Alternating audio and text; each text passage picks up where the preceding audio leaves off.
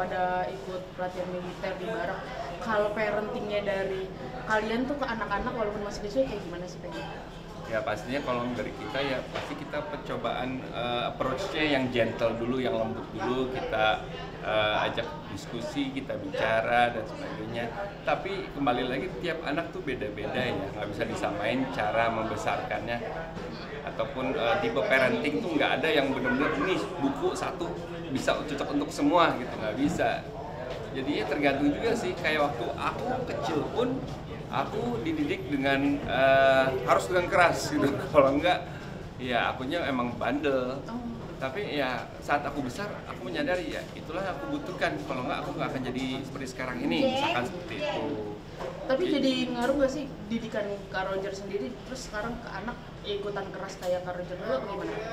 Enggak, karena aku tahu ya pertama-tama kita pasti akan approach-nya dengan cara yang lembut dulu gitu kan.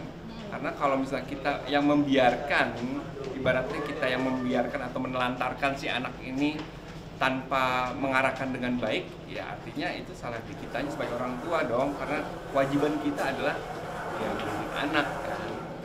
Hai. Nah itu kan dari Kak Roger, kalau Kak Meriska gimana kalau ke anak?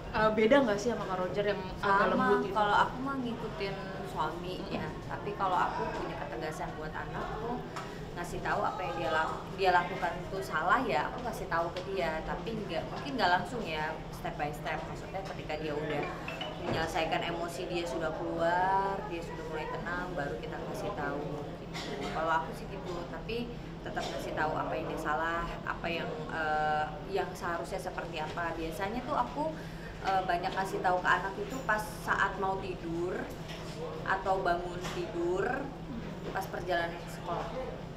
Tapi anak-anak sendiri suka tantrum nggak sih? Anak-anak itu kan pasti ada umurnya, tantrum itu pasti ada kan. Justru dia harus melewati tantrum itu. Kalau dia tidak melewati tantrum itu berarti ada yang skip nih. Dan kita bukannya melarang mereka untuk tantrum, kayak dia lagi marah-marah, jangan gitu. Dia lagi di mall, dia nangis-nangis, jangan gitu, enggak. Tapi kita pandu, kita kasih mereka waktu. Mereka sedang berlatih untuk meregulasi emosional mereka. Gimana sih cara nenangin diri sendiri, gimana sih cara ngelewatin gejolak-gejolak yang mereka rasain. Ya itu kita sebagai orang tua kita ya dampingin.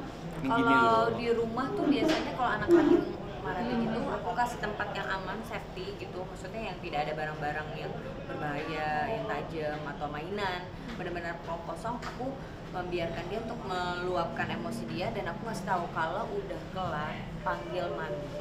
Nanti dia akan panggil, mami udah. Nah baru di situ kita ajakin dia ngobrol. Kita jelasin cara mereka yang lebih baik. Jadi aku biarin, jangan kayak kamu diam, ini biarin. Karena itu udah umurnya, harus dia lewatin.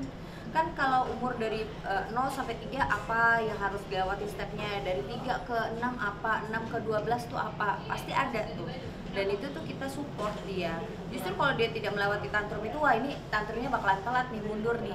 Seharusnya dia udah lewati tantrumnya. Akan berpengaruh pada perkembangan ke depannya. Iya, gitu. Jadi kalau anak tantrum tuh wajar banget. Ada hal-hal yang harus mereka lewatin untuk ada. kebaikan mereka sendiri.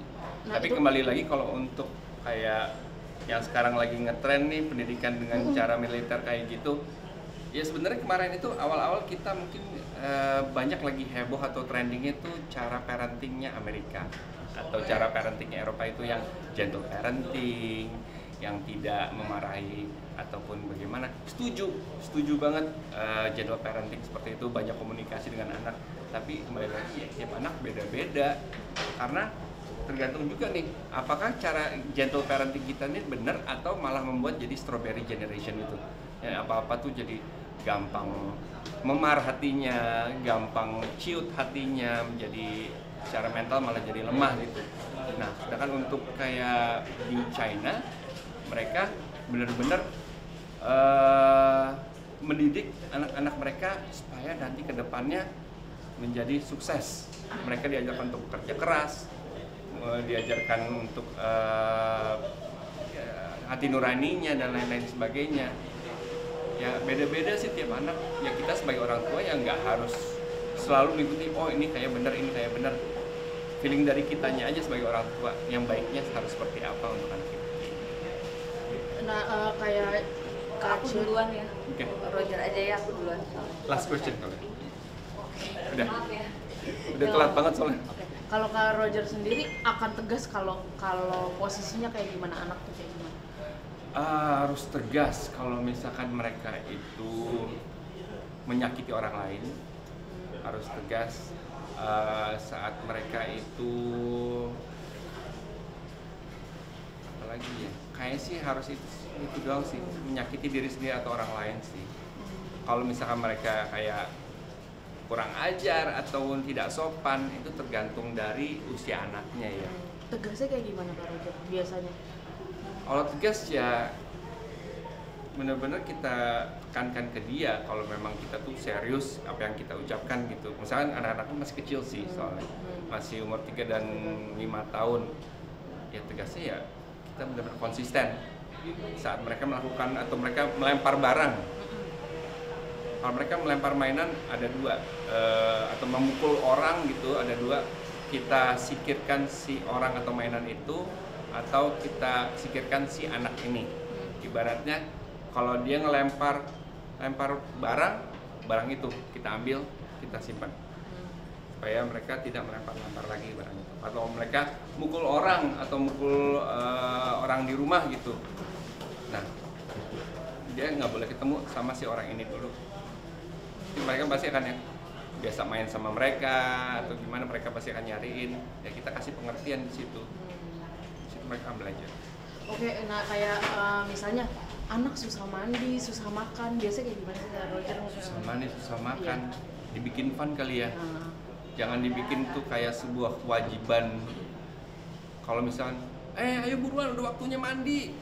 Anak kecil pasti, waktu apa?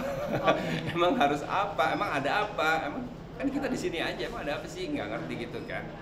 Kita buat sebagai ajak untuk lebih fun aja, kita mungkin ada bawa mainan yang favorit mereka, kita ajak main air di kamar mandi, mereka kan senang. oke, gitu aja. Terima kasih Oke, Kak oke. Roger. Terima kasih.